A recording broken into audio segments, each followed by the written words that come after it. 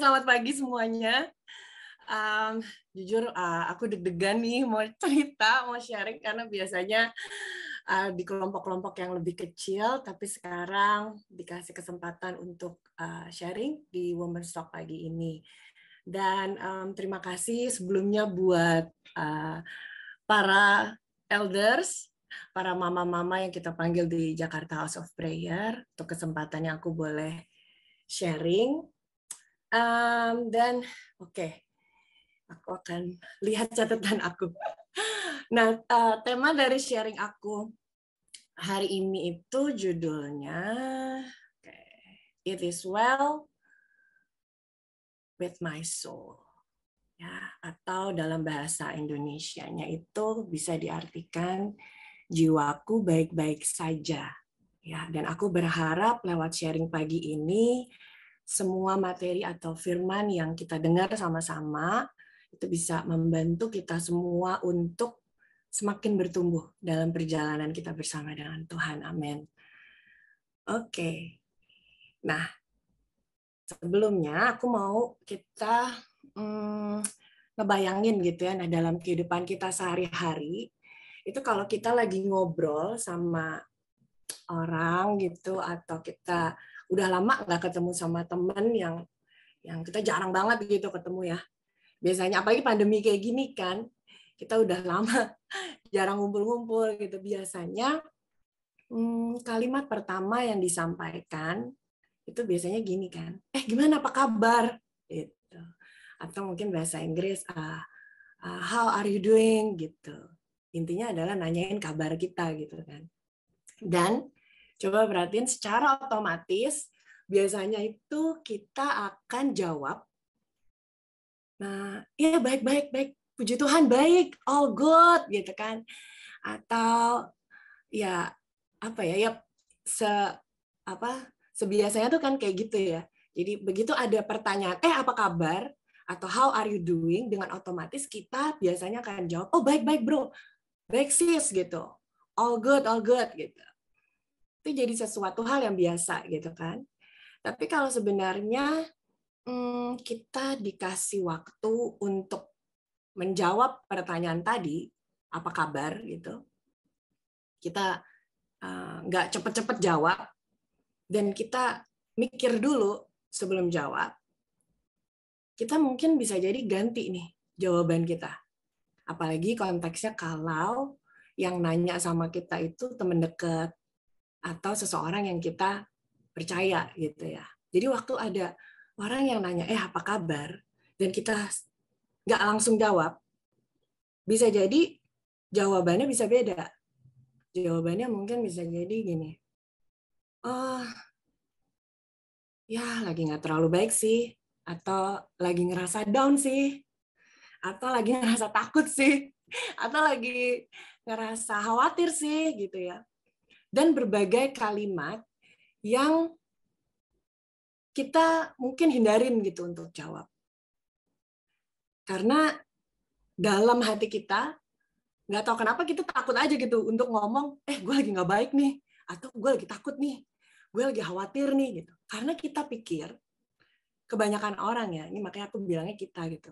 Karena kebanyakan orang tuh mikir, kalau gue mengutarakan perusahaan lah gitu kan, salah. Mengutarakan perasaan kita, nanti apalagi kalau ditanya di tengah-tengah gereja, di tengah-tengah komunitas gitu, kayak semua orang mau tampilnya oke nih, semua orang mau tampilnya baik nih gitu. Jangan sampai dia orang tahu kalau gue lagi sedih. Jangan sampai orang tahu kalau gue tuh lagi kecewa, lagi takut, ataupun lagi marah gitu. Jadi kita berusaha untuk nutupin perasaan kita dengan kita jawab, baik-baik aja kok, oh all good sis, tenang gitu, puji Tuhan gitu.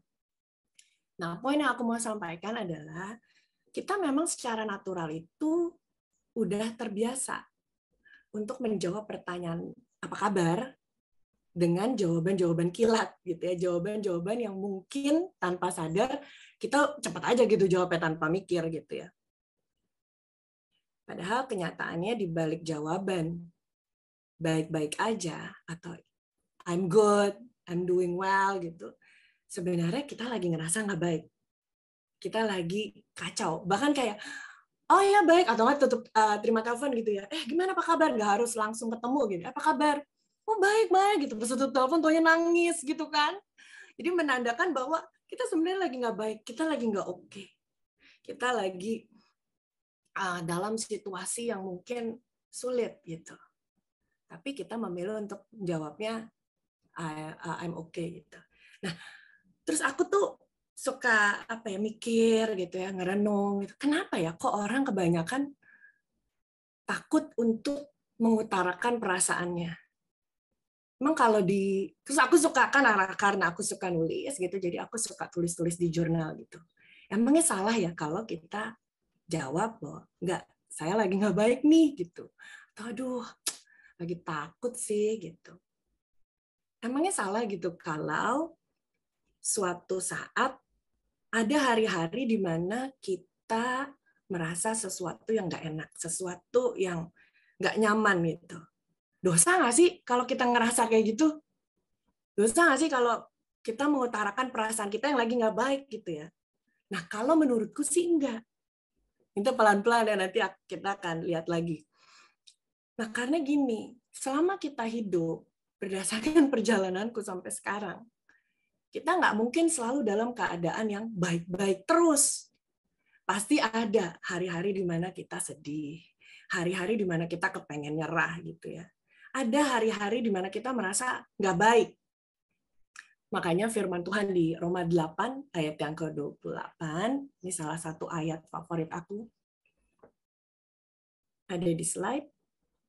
Ya, kita baca sama-sama. Kita tahu sekarang bahwa Allah turut bekerja dalam segala sesuatu untuk mendatangkan kebaikan bagi mereka yang mengasihi Dia, yaitu bagi mereka yang terpanggil sesuai dengan rencana Allah. Aku kasih bold di situ, aku kasih penekanan di dalam segala sesuatu untuk mendatangkan kebaikan. Nah, dari ayat ini, dari Roma 8 ayat 28 ini, kita mendapat pengertian ya. Kalau Tuhan itu dapat loh, bisa loh, sanggup loh mendatangkan kebaikan dari sebuah hal yang kita pikir, aduh, udah terlalu kacau, udah terlalu pahit, udah terlalu nyakitin nih, udah terlalu kelam, udah terlalu menyedihkan, pokoknya udah nggak mungkin muncul suatu kebaikan deh dari sini.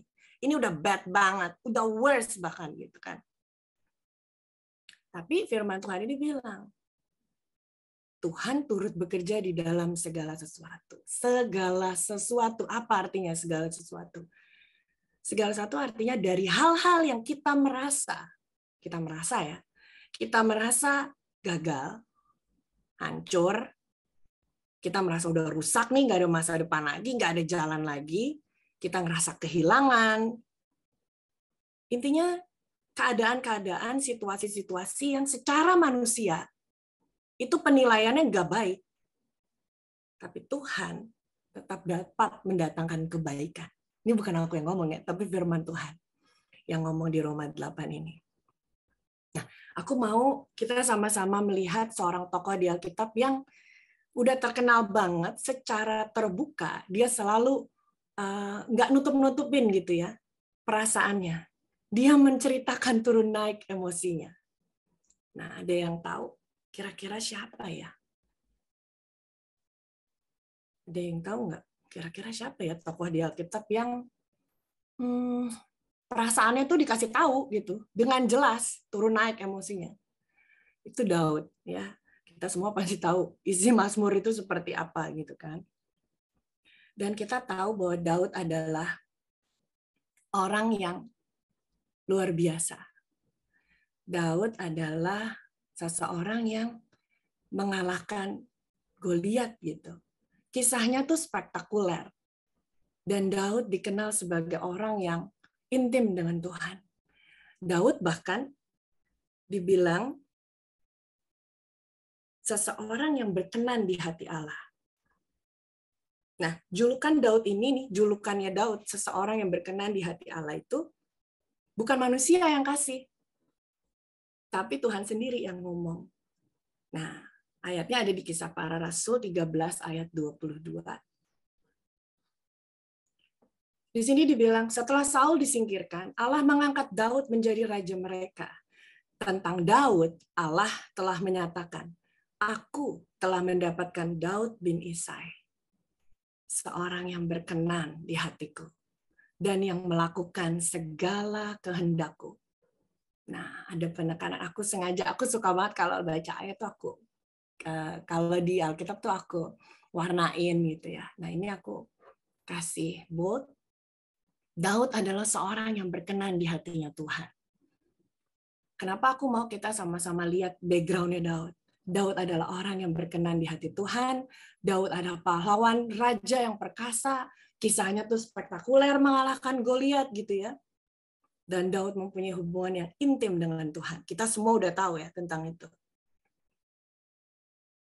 Nah, tapi kita mau lihat sekarang di Mazmur 55.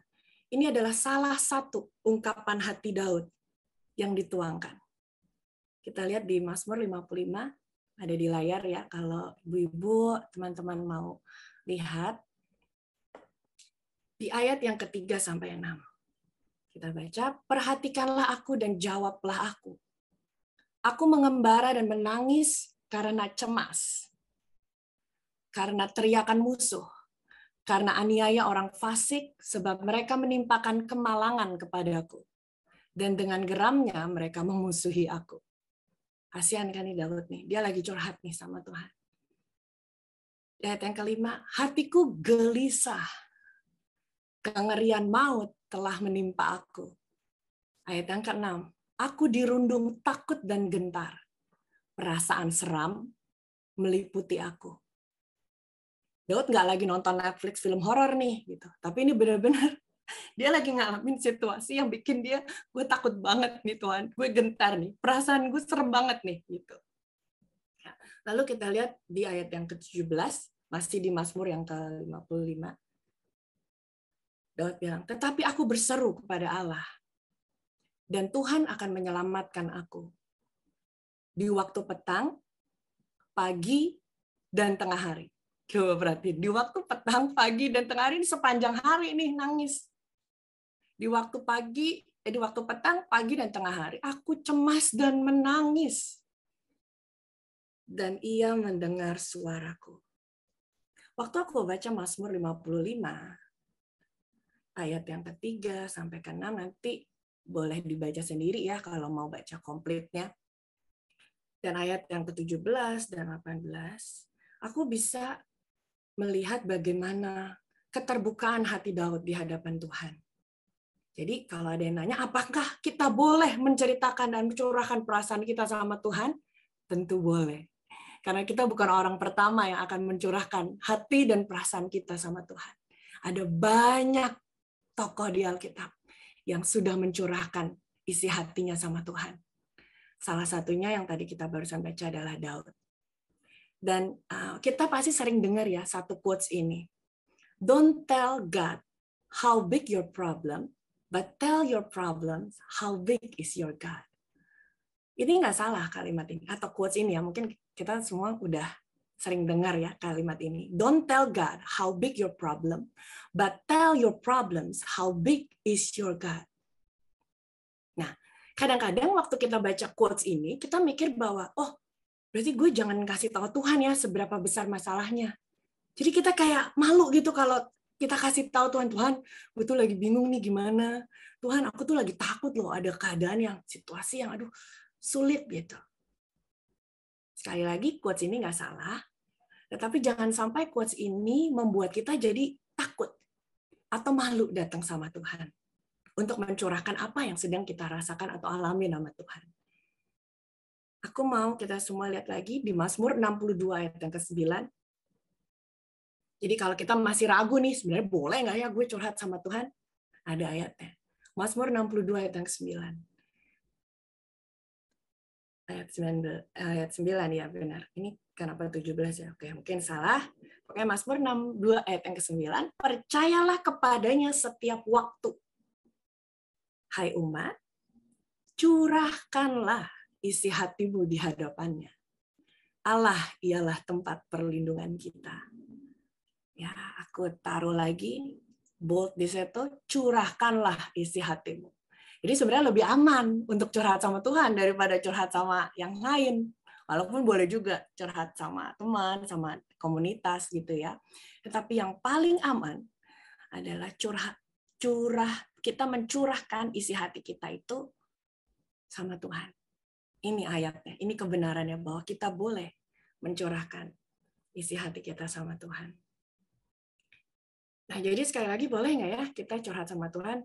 Boleh dong, gitu kan. Jangan takut, jangan ngerasa, aduh, gimana ya, gitu. Jadi sungkan nih datang sama Tuhan. Kenapa kita sungkan datang sama Tuhan? Kita nggak sungkan tuh curhat telepon-telepon sana sini. Gue lagi gini, gue lagi gini gitu. Tapi sama Tuhan kenapa sungkan gitu ya? Itu juga yang aku rasakan gitu ya. Pernah aku, kenapa jadi sungkan ya datang sama Tuhan lah, Tuhan juga Bapak kita sendiri, kenapa harus sungkan? Nah, apa yang kita barusan baca tadi di Mazmur 55, di Mazmur 62, ya curahan hatinya Daud gitu. Ini adalah sebuah bentuk komunikasi antara Daud dengan Tuhan. Nama komunikasi apa sih? Komunikasi adalah dua arah. Bukan kita doang yang ngomong, tetapi Tuhan juga ngomong. Nah, kita mau lihat lagi di Mazmur 42. Ini adalah Mazmur nyanyian pengajaran Bani Korah. Mazmur 42 ayat yang ke-6. Dibilang gini, mengapa engkau tertekan, hai jiwaku, dan gelisah di dalam diriku? Berharaplah kepada Allah, sebab aku akan bersyukur lagi kepadanya, penolongku dan Allahku. Lihat di sini ya, Mazmur 42 ayat yang ke-6. Mengapa engkau tertekan, hai jiwaku, dan gelisah? Tertekan, lihat ada perasaan di situ, ada tertekan, ada gelisah. Mengapa engkau tertekan, hai jiwaku, dan gelisah di dalam diriku? Berharaplah kepada Allah, sebab aku akan bersyukur lagi kepadanya. Bersyukur lagi. Berarti ini bukan kali pertama dia bersyukur ya. Aku akan bersyukur lagi kepadanya, penolongku dan Allahku. Di sini kita lihat gambaran manusia seperti bicara kepada jiwanya. Kayak bicara kepada dirinya sendiri atau yang mungkin kita kenal dengan istilah self-talk. Self-talk itu aku kemarin sempat lihat ya secara psikologi, itu artinya dialog internal dengan diri sendiri secara sadar. Kenapa dibilang secara sadar? Karena waktu kita self-talk, waktu kita bicara kepada diri kita sendiri, kayak, mengapa engkau tertekan, Rizka? Kenapa jiwaku gelisah? Aku ngomong sama diriku sendiri nih, kayak Mazmur 42. Nah, itu kita secara sadar, bukan lagi tidur, ngomong, ngigo, gitu. Bukan. Ini secara sadar ngomong. Nah, jadi ini salah satu bentuk self-talk. Mazmur 42 ayat 6. Nah, di sini kita melihat dari ayat-ayat tadi gitu ya. Kalau manusia itu kan punya berbagai macam perasaan. Ada takut, khawatir, cemas, marah, gelisah, tertekan, apalah banyak banget tuh tadi. Maksudnya dalam konteks perasaan-perasaan yang mungkin kita pikir, aduh gue dosa kali ini kalau ngerasain kayak gini gitu kan. Nah, menariknya tadi itu semua perjanjian lama ya, kisahnya Daud. Kita lihat gimana Daud tadi udah dengan segala perasaannya, dia ngerasa down dan segala macam. Ada juga satu kisah di Alkitab. Dan kita udah pasti tahu kisah ini. Kita lihat sama-sama di Mazmur 26. Bukan Mazmur. Kemarin pas lagi masukin ayat, tulisnya Mazmur. Sampai si Victor yang bantuin masukin ayat, dia bilang, nggak ada nih Mazmur 26 ayat 38. Ternyata Matius, salah saya. Matius 26 ayat yang ke-38. Ini adalah kisah Yesus waktu dia mau disalib. Dan dia mengajak murid-muridnya, 3 orang muridnya untuk berdoa. Nah, di ayat ini kita bisa melihat ada sebuah perasaan yang Yesus secara terbuka rasakan, dan dia rasakan dan dia ungkapkan dan dicatat di Matius ini. Matius 26 ayat 38, lalu katanya, maksudnya lalu kata Yesus ya, nyanya adalah Yesus, hatiku sangat sedih, perasaan lagi kan, seperti mau mati rasanya. Tinggallah di sini dan berjaga-jagalah dengan aku. Kita lihat ada perasaan apa ya di sini? Sangat sedih. Seperti mau mati. Ini kalimat ini sering nggak nih kita dengar? Kalau lagi, aduh gue rasanya udah mau mati deh. Gitu kan? Ini bukan, aku tuh seneng kalau baca Alkitab karena Alkitab tuh nggak ngawang, nggak dongeng, enggak. Dia sangat relate dengan apa yang kita alami. Bahkan Yesus sendiri yang ngomong kayak gini, hatiku sangat sedih, seperti mau mati rasanya. Nah, kita semua tahu kalau Yesus itu 100% Tuhan dan 100% manusia. Dan sebagai manusia, dia pun merasakan perasaan-perasaan yang kita rasakan. Kata siapa? Gitu kan. Mungkin kita pikir, kata siapa Yesus ikut merasakan itu. Ibrani 4 ayat yang ke-15 bilang gini. Sebab imam besar yang kita punya bukanlah imam besar yang tidak dapat turut merasakan kelemahan-kelemahan kita. Tidak dapat turut, artinya apa? Turut merasakan. Jadi bisa dibilang kita mempunyai imam besar yang turut merasakan setiap apa yang kita rasakan. Di sini dibilang, sebab imam besar yang kita punya bukanlah imam besar yang tidak dapat turut merasakan kelemahan-kelemahan kita, sebaliknya sama dengan kita. Ia telah dicobai, hanya tidak berbuat dosa. Nah, aku mau ajak kita juga melihat satu statement dari Dr. Sanderson Oni. Dr. Sandi, aku beberapa kali ikut gitu ya webinarnya beliau, dan beliau ini adalah seorang Kristen yang menulis buku Mental Health First Aid. Beliau mengatakan seperti yang ada di layar statementnya, habitually suppressing emotions is not an act of faith, it is an act of denial. Kalau boleh aku terjemahkan, terbiasa menekan emosi atau perasaan bukanlah sebuah tindakan iman, tetapi tindakan penolakan. Nah, waktu aku baca ini, terus aku juga merenung gitu ya. Aku mencatat di notes aku gitu, bahwa Tuhan tidak bisa mengambil sesuatu yang kita nggak serahin sama Dia. Tuhan nggak bisa bantu kalau kita nggak mengakui bahwa, ya Tuhan, kita ada masalah. Saya butuh bantuan-Mu, Tuhan. Gitu. Kenapa?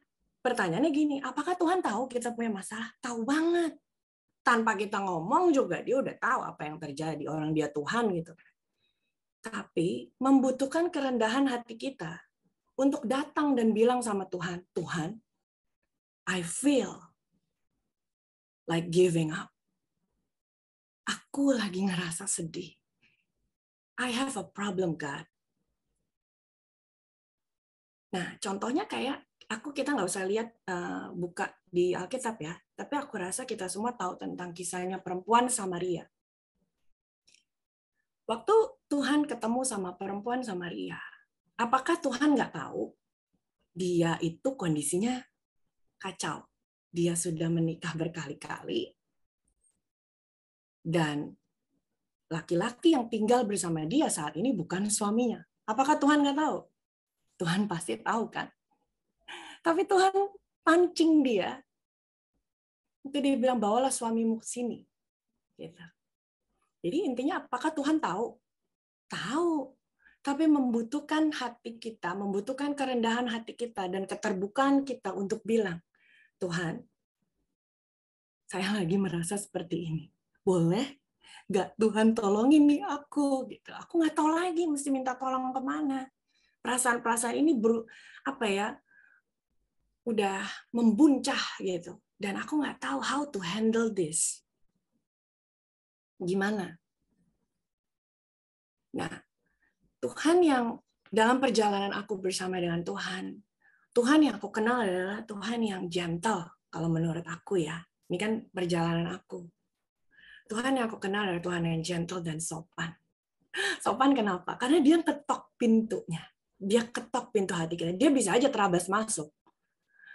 Makanya ada gambaran kan, bahwa Tuhan mengetuk pintu hati kita. Tuhan mengetok. Itu ada satu gambaran. Tuhan ngetok di depan pintu. Tapi dia bisa aja kan main terabas. Orang dia Tuhan gitu. Tapi dia ketok. Kenapa? Supaya ada bagian dari kita untuk membuka pintunya, membuka hati kita. untuk bilang, iya Tuhan, silahkan masuk. Silahkan masuk dan pulihkan saya. Silahkan masuk dan penuhi saya dengan kasih-Mu. He's waiting, aku catat di sini, He's waiting for us. Dia menunggu kita untuk memberikan apa yang kita sedang rasakan. Dulu nih, sebelum aku mengalami kejadian-kejadian yang membuat jungkir balik gitu ya. Dulu aku pikir Tuhan itu cuma akan senang. Tuhan itu akan berkenan kalau aku tuh datang sama dia dalam keadaan yang baik. Dalam keadaan yang oke, dalam keadaan yang full of faith, dalam keadaan yang apa istilahnya menyala-nyala buat Tuhan, semangat, berapi-api gitu kan. Tapi ternyata aku jadi kenal Tuhan yang selama ini aku nggak tahu. Oh ternyata Tuhan gitu ya. Aku jadi tahu bahwa Tuhan itu sebagai Bapa yang baik, Dia merindukan setiap kita untuk datang apa adanya.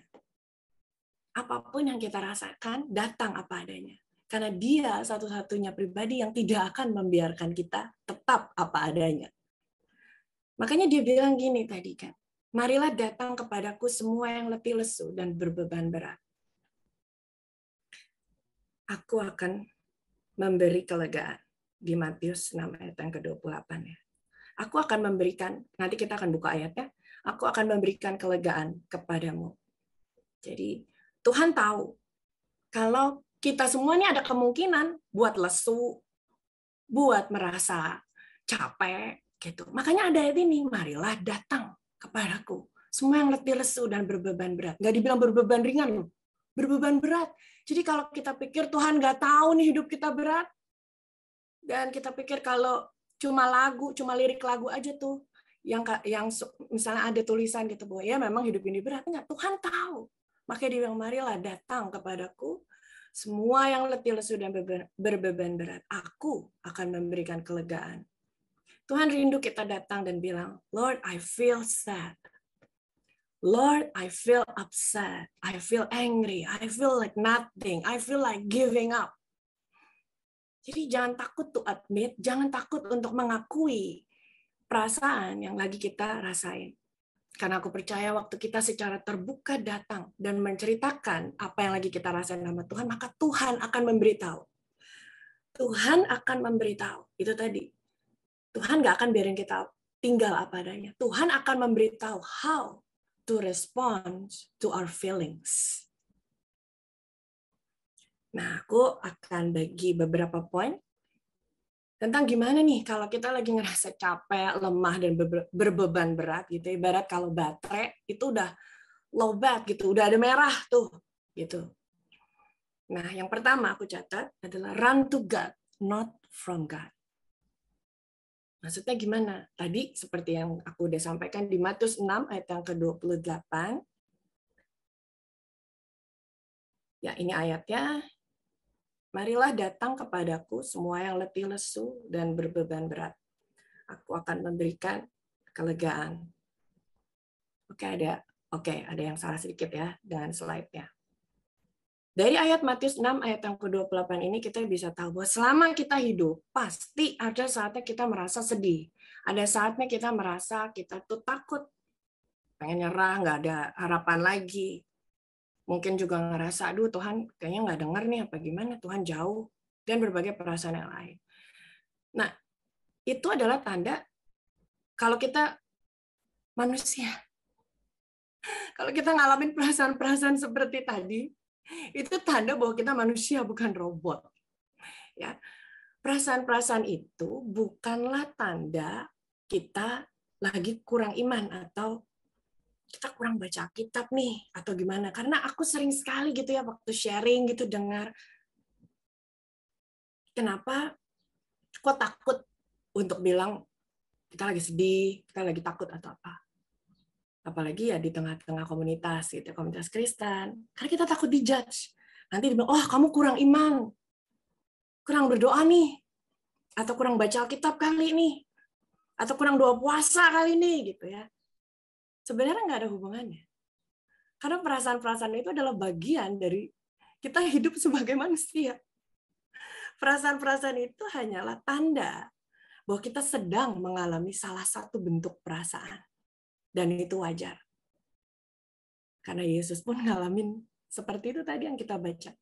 Dan Daud pun mengalami. Dan bukan cuma Daud dan Yesus, ada banyak kisah di Alkitab yang menandakan bahwa ada saatnya kita sebagai manusia tuh merasakan hal-hal seperti itu. Jadi yang pertama adalah waktu kita lagi ngerasa seperti itu, apa yang harus kita lakuin? Matius 6 ayat 20 bilang, datang sama Tuhan, run to God. Jangan run from God, tapi datang, lari sama Tuhan. Curahkan semua yang kita rasakan sama Tuhan. Lalu yang kedua, strengthen ourselves in the Lord. Atau menguatkan kepercayaan kita kepada Tuhan. 1 Samuel 30 ayat yang ke-6 bilang begini, ini Daud ya. Dan Daud sangat terjepit karena rakyat mengatakan hendak melempari dia dengan batu. Seluruh rakyat itu telah pedih hati masing-masing karena anaknya laki-laki dan perempuan. Nah, ini dia nih kuncinya.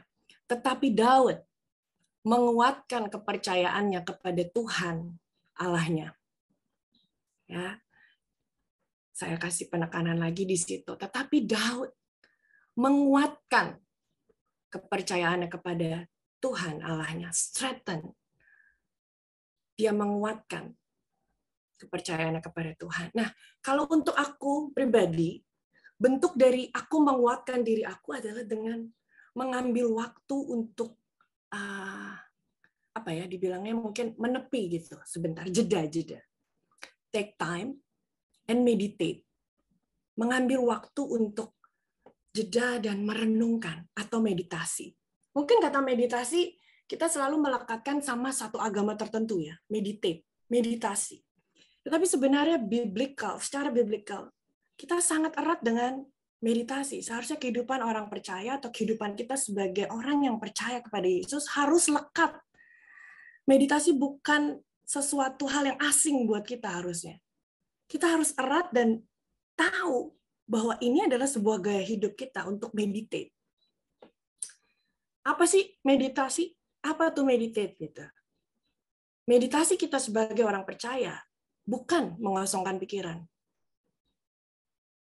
Bukan diem hening mengosongkan pikiran gitu atau sebuah konsep meditasi seperti yang di luar sana. Tapi justru meditasi yang kita punya adalah mengisi pikiran kita dengan setiap kebenaran yang Tuhan sampaikan. Beda kan? Meditasi di pihak luar sana mengosongkan pikiran. Pikiran dikosongin. Nggak tahu nanti aku apa yang masuk kalau pikirannya dikosongin. Tapi secara Kristen, biblical, meditasi yang kita punya adalah mengisi pikiran kita. Aku akan share satu statement dari pastor namanya Chris Vallotton dari Bethel Church. Beliau menulis banyak buku dan salah satu buku yang beliau tulis adalah Spiritual Intelligence. Dan ini adalah salah satu statementnya. Meditation is more than memorizing scripture. Lebih dari sekedar ngingat ayat gitu.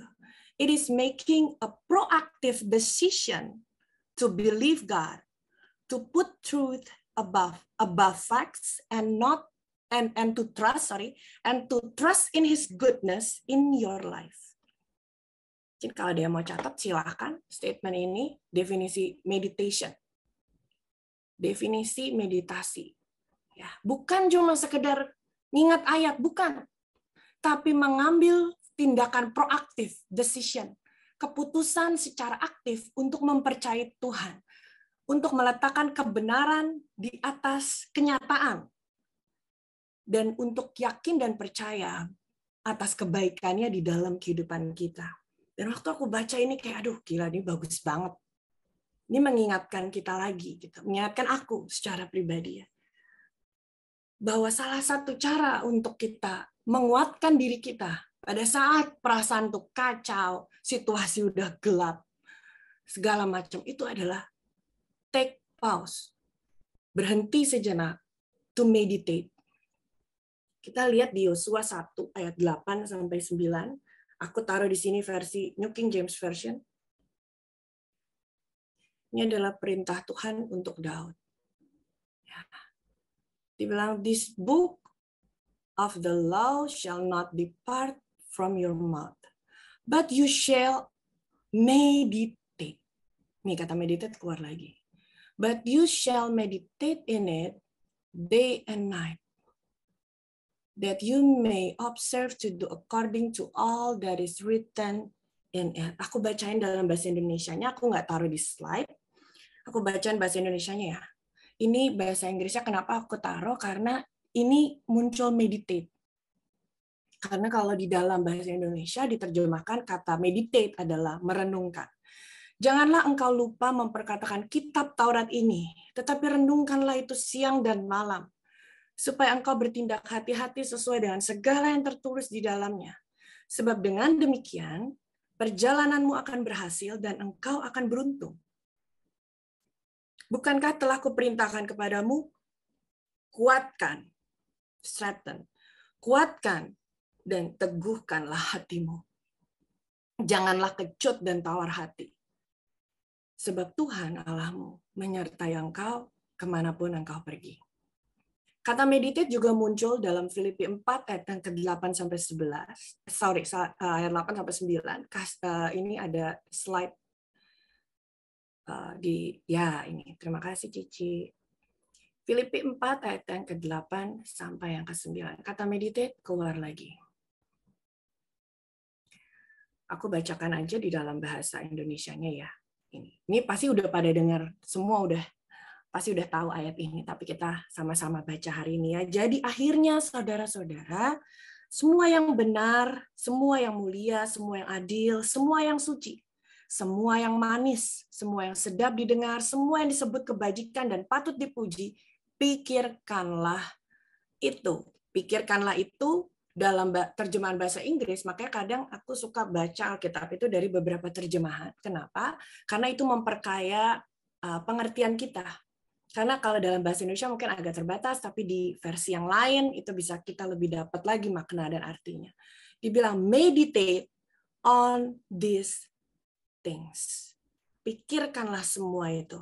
Dan apa yang telah kamu pelajari dan apa yang telah kamu terima, dan apa yang telah kamu dengar, dan apa yang telah kamu lihat padaku, lakukanlah itu.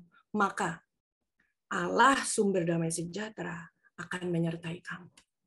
Jadi, sekali lagi, salah satu bentuk kita untuk menguatkan diri kita adalah dengan meditasi. Yang ketiga, poin yang ketiga adalah mengarahkan pandangan kita kepada Tuhan. Maksudnya gimana tuh mengarahkan pandangan? Nggak kelihatan nih Tuhan. Mandangnya gimana gitu. Kita baca di Mazmur 26 ayat yang ketiga.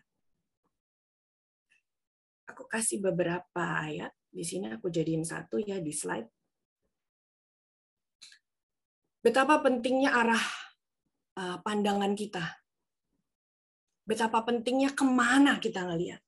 Betapa pentingnya sudut pandang kita dalam melihat sesuatu. Jadi jangan sampai salah lihat. Kalau sekarang kan salfok nih, salah fokus gitu kan. Jangan sampai salah fokus. Mazmur 26 ayat yang ketiga bilang gini, sebab mataku tertuju kepada kasih setiamu, dan aku hidup dalam kebenaranmu. Mazmur 25 ayat yang ke-15.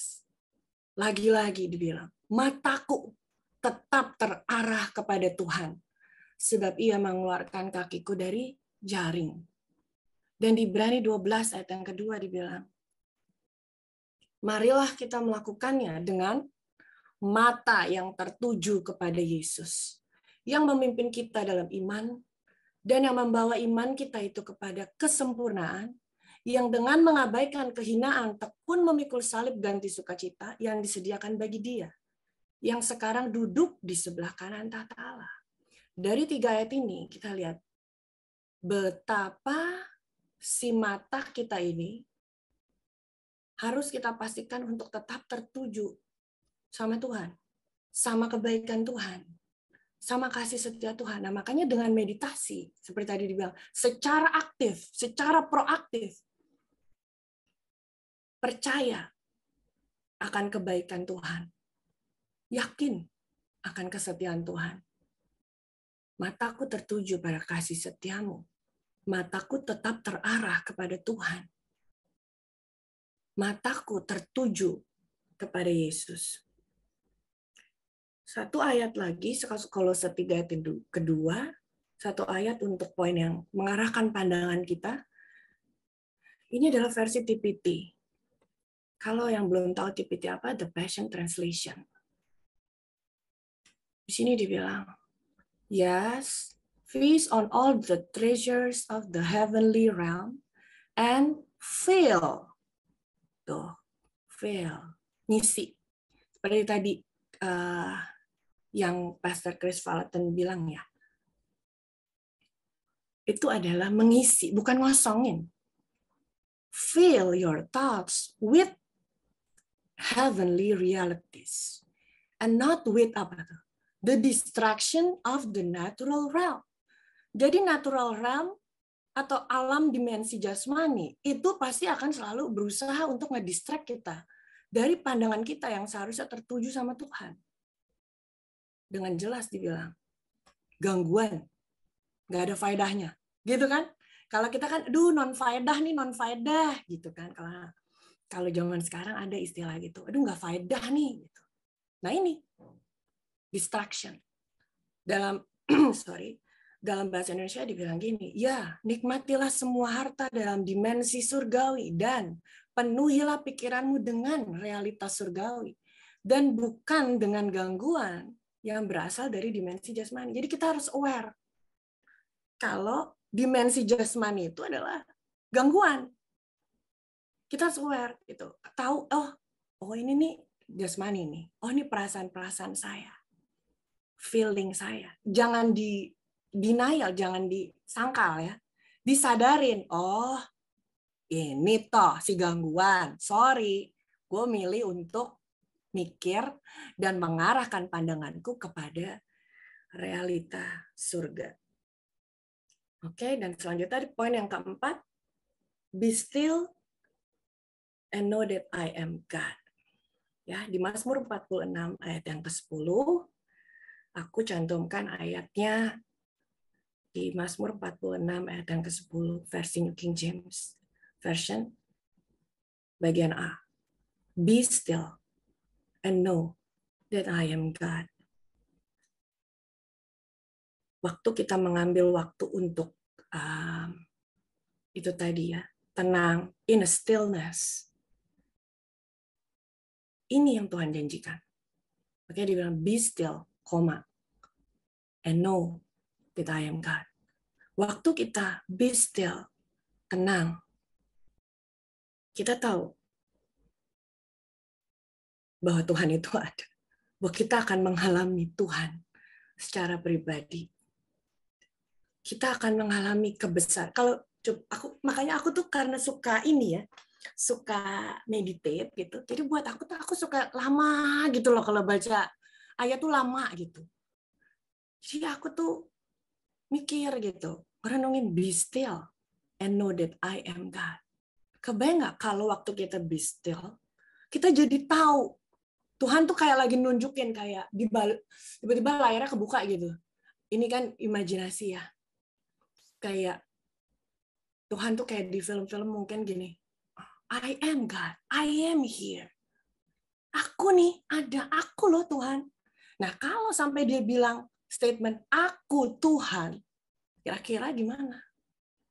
Kira-kira ada nggak sih hal yang kayaknya nggak bisa dilakuin? Nggak mungkin orang dia nunjukin kebesarannya sebagai Tuhan. Dia nunjukin bahwa dia mampu, bahwa dia Tuhan gitu. Jadi aku mikir, iya ya, be still and know that I am God. Waktu aku be still, aku akan tahu kebesarannya, kemuliaannya, dan apa yang nggak mungkin buat manusia, itu bisa terjadi. Karena kan firman Tuhan bilang, bersama dengan Tuhan, kita dapat menanggung segala perkara.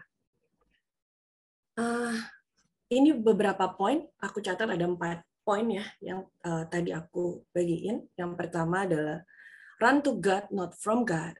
Yang kedua adalah strengthen ourselves atau menguatkan diri kita kepada Tuhan. Salah satu caranya adalah dengan meditasi. Yang ketiga adalah mengarahkan pandangan kita sama Tuhan. Karena semakin kita memandang kepada Tuhan, semakin kita memastikan bahwa mata kita hanya tertuju kepada Tuhan, kita akan menjadi semakin serupa dengan Tuhan. Ada satu, aku nggak taruh di sini ya. Aku pernah share juga di School of Worship.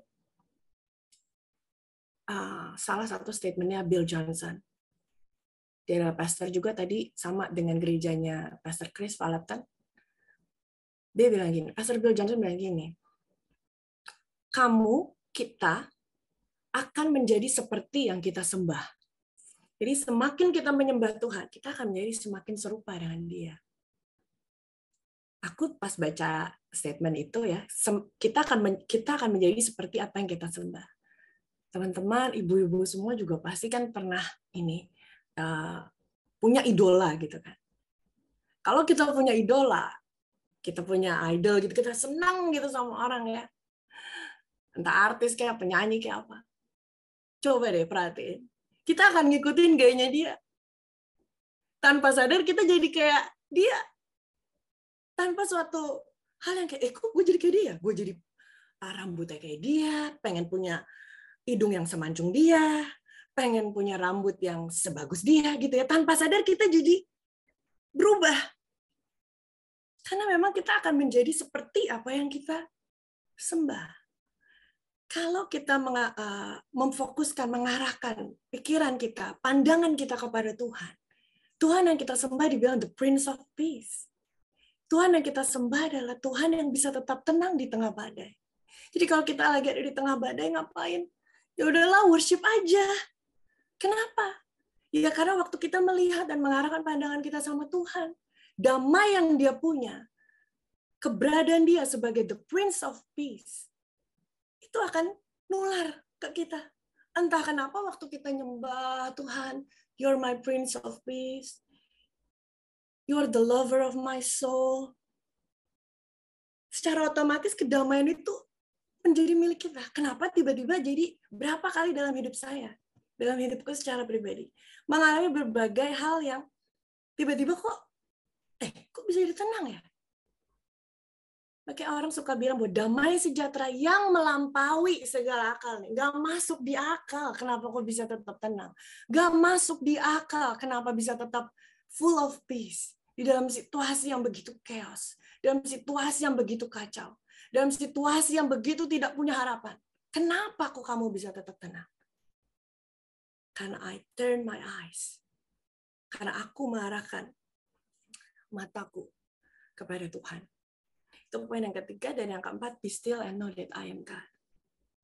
Nah, aku mau cerita sedikit. Ya, mungkin ini cerita yang sudah teman-teman, ada beberapa yang sudah dengar. Di tahun 2013, sekitar 2012, aku itu mengalami satu depresi. Depresi yang dimaksud di sini bukan kayak I feel depressed atau kayak self-diagnose. Kan sekarang banyak ya, ada trennya nih healing gitu ya, bentar-bentar healing gitu. Lagi tren, healing di mana-mana. Tapi suatu kondisi yang aku rasakan di tahun 2012 itu adalah sebuah kondisi yang didiagnosa oleh dokter karena aku datang ke psikiater. Psikiater dan psikolog adalah dua profesi yang berbeda ya, kalau ada yang belum tahu. Psikolog adalah orang yang tidak boleh memberikan obat, tetapi psikiater adalah dokter spesialis jiwa. Jadi kalau kita tuh datang ke internis, dokter spesialis penyakit dalam. Kalau kita datang ke psikiater, itu artinya kita datang ke dokter spesialis jiwa. Nah, kalau kita datang ke satu dokter, berarti kan kita tahu bang kita lagi sakit. Ya, sakitnya apa? Sakit, jiwanya sakit. Sakit jiwa sama orang gila beda ya. Sakit dalam kejiwaan itu ada sesuatu yang perlu diobatin, ada sesuatu yang perlu dibenahin. Jadi kalau kita bilang saya lagi sakit jiwanya, bukan berarti kita gila. Karena aku bilang gue gila loh, bukan itu beda. Bukan kita bukan orang yang gila, tapi ada yang sakit di dalam jiwa kita. Dan waktu tahun 2012 itu aku dirawat oleh psikiater dan aku diberikan obat yang namanya obat antidepresan. Obat itu akan membantu aku dapat beraktivitas seperti biasa, Karena obat itu namanya juga antidepresan, antidepresi. Obat itu menekan, tidak mengobati ya, menekan emosi kita, menekan perasaan kita. Nah, pada saat itu sih aku juga nggak tahu. Jadi kan memang, oh oke, untuk kebaikan ya, untuk hal yang baik, memang perlu minum obat. Dan obat itu memang sangat membantu. Aku nggak bilang bahwa orang Kristen tidak perlu minum obat. Semua orang mempunyai perjalanan masing-masing. Dan jangan pernah takut atau khawatir atau merasa kecil atau merasa lemah imannya pada saat kita harus minum obat. Apalagi ini obat antidepresan gitu kan. Kayaknya tabu banget, apalagi tahun 2012. Belum kayak sekarang. Belum ada edukasi tentang kesehatan mental di mana-mana. Seperti sekarang banyak banget. Cek aja di Google, cek aja di Instagram. Banyak sekali konten-konten yang membahas tentang kesehatan mental. Tapi di tahun 2012 belum sebanyak sekarang. Jadi itu kayak aib ya kalau orang minum obat antidepresan. Dan aku minum obat itu, lalu kira-kira sekitar 1 tahun, obat yang tadinya berfungsi dengan baik dan bisa menolong aku untuk tetap beraktivitas, karena aku itu pada saat depresi benar-benar kacau. Kacau dalam arti aku seperti dalam tanda kutip lumpuh. Lumpuh apa? Lumpuh dalam beraktivitas. Aku yang tadinya senang ketemu sama orang, jadi nggak mau ketemu orang. Aku lebih milih ada di kamar, nggak mau makan, dan segala. Dan semua gejala depresi yang lain. Dan by the way, depresi yang aku alamin adalah termasuk depresi yang cukup berat. Jadi depresi itu ada layer-layernya. Jadi psikiater aku bilang bahwa depresi yang Diska alami adalah depresi dengan skala 90-100%. Jadi sangat-sangat depresi. Jadi Diska membutuhkan beberapa obat. Nah, obat-obatan yang aku minum adalah obat-obatan yang tadinya membantu aku. Tapi setahun kemudian, kira-kira setahun kemudian di tahun 2013, aku lagi jalan di salah satu mall di Jakarta. Lalu aku merasakan badannya nggak enak. Aduh, kenapa gue lemes banget ya? Lalu aku bilang, apakah ini dampak dari obat yang aku minum? Lalu psikiater aku bilang, bisa aja, kata dia. Coba kita turunin dosisnya. Kita turunin dosisnya, kita lihat. Obatnya cuma sekecil gini nih. Sekecil gini obatnya. Harus dibelah jadi 2. Kebayang nggak gimana tuh ngopeknya? Nah, obat yang sekecil itu harus dibagi 2. Kalau aku minum setengahnya. Waktu setengahnya aku minum, itu tetap rasanya lemes. Intinya, obat yang tadinya berfungsi dengan baik di dalam badanku tidak dapat berfungsi lagi. Terus kita konseling, diskusi sama dokternya. Lalu dia bilang gini, Dris, kamu sekarang dalam posisi bisa untuk mengambil keputusan, dia bilang. Kalau dulu kamu nggak bisa mengambil keputusan, jadi orang tua kamu yang harus mengambil keputusan untuk kamu minum obat. Ya, tapi sekarang kamu secara sadar punya keputusan. Kamu tahu resikonya bahwa kalau kamu nggak minum obat akan terjadi kemungkinan depresi lagi. Sesuatu yang sulit dijelaskan. Penyebabnya apa? Mamaku juga tanya gitu.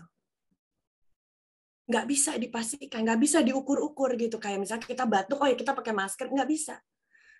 Penyakit apa mental itu sekompleks itu. Jadi gimana nih solusinya?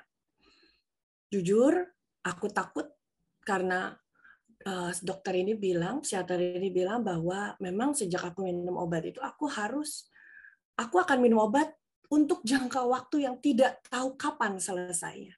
Jadi dia bilang ya bisa aja seumur hidup minum obat ini.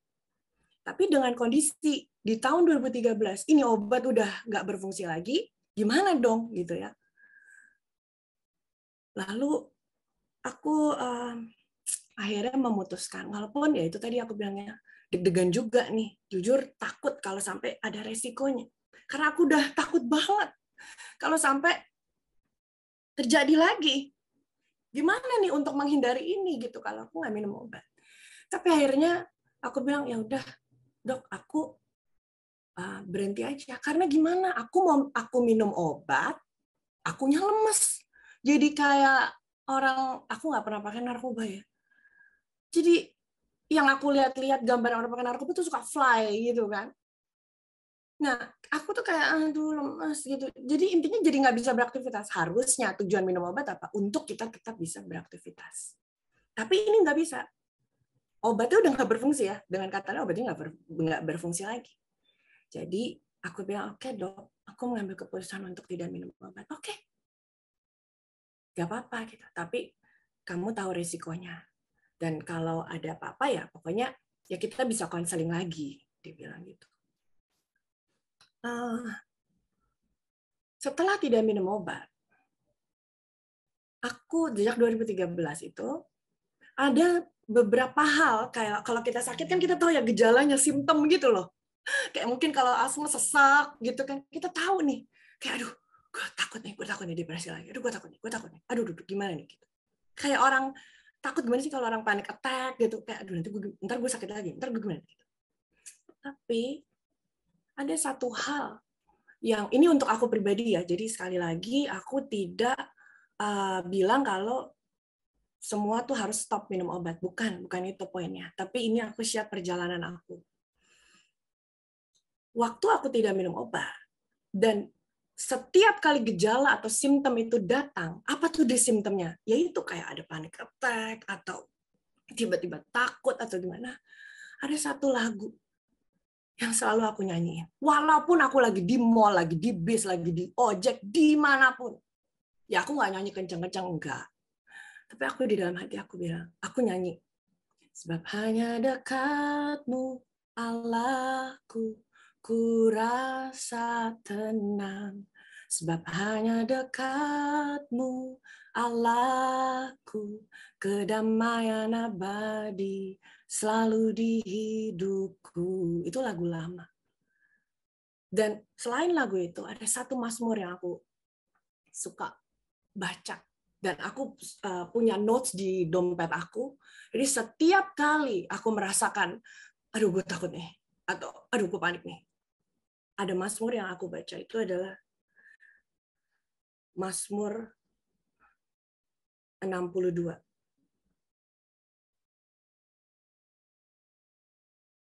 Nah, oke, ini yang slide yang terakhir ya. Mazmur 62 ayat yang kelima sampai 7, versi New King James Version. Dibilang di gini, my soul waits silently for God alone. For my expectation is from him. He only is my rock and salvation. He is my defense. I shall not be moved. In God is my salvation and my glory. The rock of my strength and my refuge is in God. Sebentar, aku lupa. Mazmur 62 ini ada dalam bahasa Indonesianya. Sebentar. Aku lihat ya, Mazmur 62. Bahasa Indonesianya. Hanya pada Allah saja kiranya aku tenang. Ini nih yang aku baca. Ini bahasa Inggrisnya di layar, tapi aku baca bahasa Indonesianya. Hanya pada Allah saja kiranya aku tenang. Sebab daripadanya lah harapanku. Hanya dialah gunung batuku dan keselamatanku, kota bentengku, aku tidak akan goyah. Pada Allah ada keselamatanku dan kemuliaanku. Gunung batuku, kekuatanku, tempat perlindunganku ialah Allah. Ini adalah mazmur yang sangat-sangat membantu aku secara pribadi. Jadi kalau aku tanya, obatnya gimana, Dris? Kalau lagi ngalamin gejala gitu. Buat aku, lagi-lagi buat aku ya, secara pribadi, inilah yang Tuhan kasih. Inilah obat untuk jiwaku. Mazmur 62. Jadi sebelum aku tutup, aku cuma mau bilang bahwa perasaan kita itu real, perasaan kita itu nyata. Tapi perasaan kita bukanlah kebenaran. Perasaan adalah perasaan. Lagi sedih, takut, kecewa, marah, lagi ngerasa lemah, itu real. Itu nyata.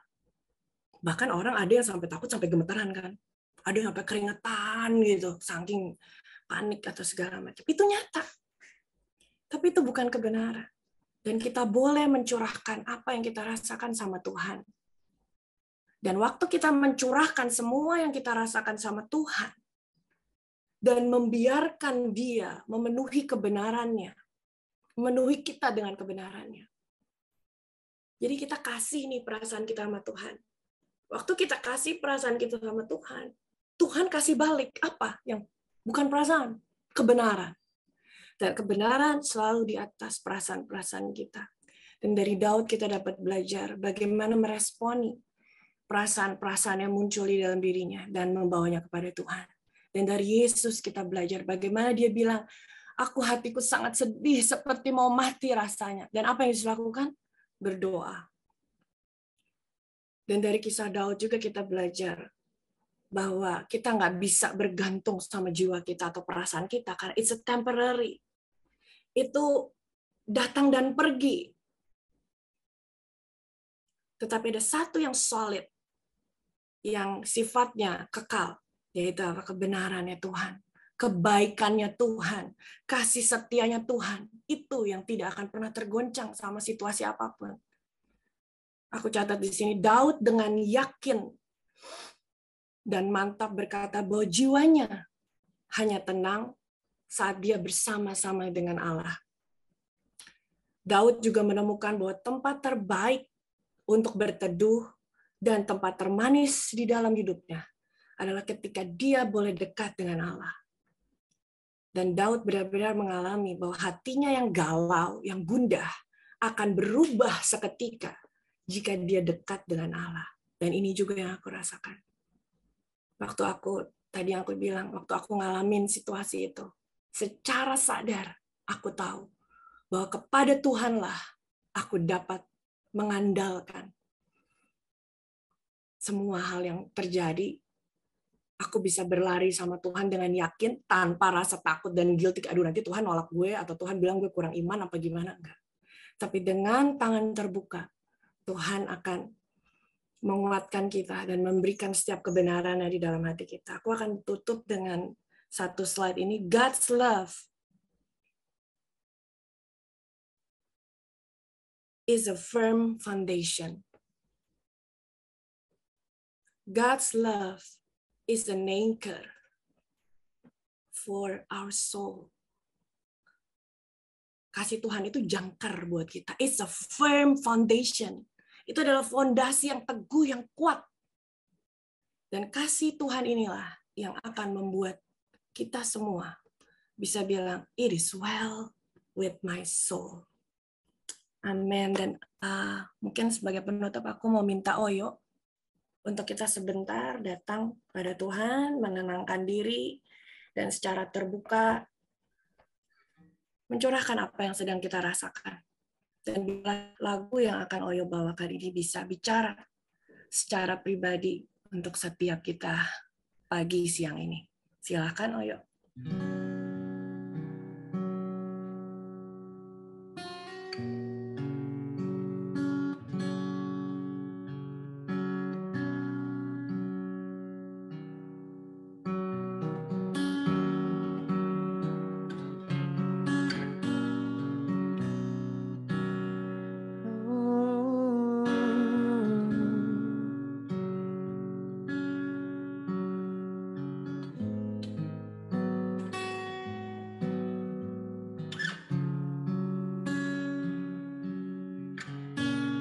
Di saat ku dambakan ketenangan di hati, ku rindu damai yang sejati. Kau datang dengan kasih, puaskan jiwaku. Ingin ku bersamamu, sebab hanya dekatmu Allahku, ku rasa sebab hanya dekat-Mu, Allahku, kedamaian abadi selalu di hidupku.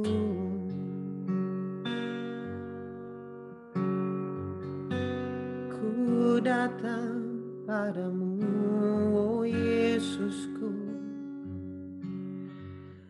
Ku mau jujur padamu di saat ku dambakan ketenangan di hati. Ku rindu damai yang sejati. Kau datang dengan kasih, puaskan jiwaku. Ingin ku bersamamu, sebab hanya dekat-Mu, Allahku, ku rasa tenang.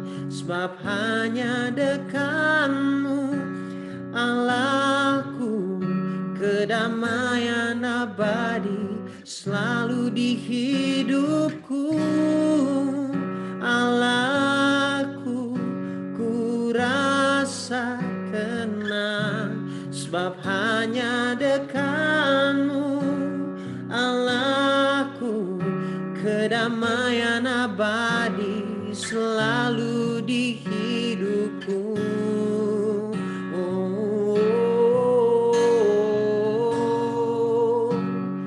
bergantung kepadamu, ku berikan seluruh jiwaku hanya padamu Tuhan.